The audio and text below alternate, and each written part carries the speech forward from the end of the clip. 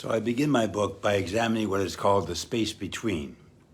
And I really truly believe that the fastest way forward for any couple is to pay close attention to the energy field that surrounds them as a couple. It's sacred space, holy ground. You know, typically we think of a relationship as you and you, two people.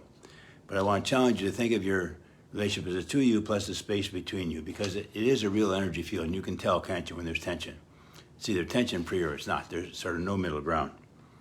And the energy there can work in a positive way for you or against you in a very negative way, but it's not neutral. And every couple I ask, they know when there's tension in between them. And so you have to protect that space between. In their book, Doing Imago Relationship Therapy in the Space Between, Harville Hendricks and his wife examine in some detail what we know broadly as the quantum theory of the universe. And they focus on the relational interpretation of quantum theory, which is a reality made up of relations rather than objects.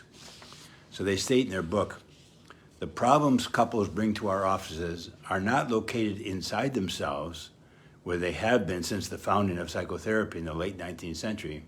They are located in their interactions with each other, in the space between them. That's a huge shift. So if you want a successful relationship, you have to work at developing a positive space that will enhance and help your connection.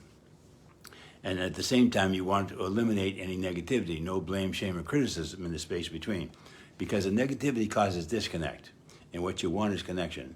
And if it becomes too negative, then people start to avoid. Why would I go into a toxic space?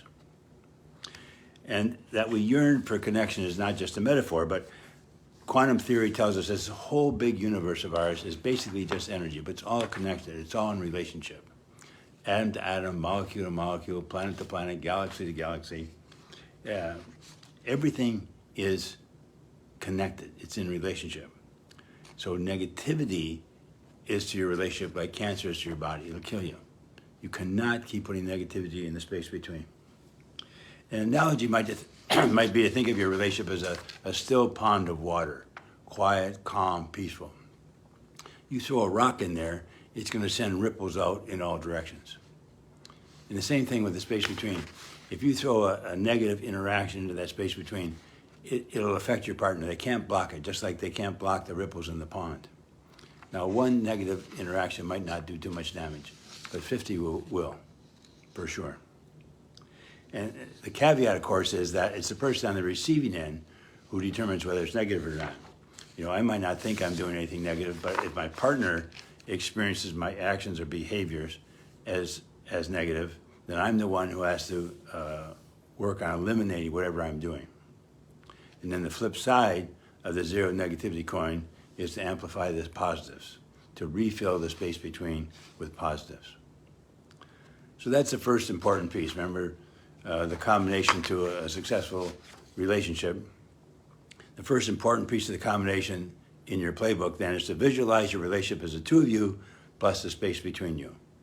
It's sacred space, holy ground. Commit to zero negativity in the space between, no blame, shame, or criticism, and then to refill that with positives on a daily basis, verbal affirmations and appreciations. Okay, so the next week, chapter 2, the zone of safety, the key to a successful relationship. So have a great week. See you next week.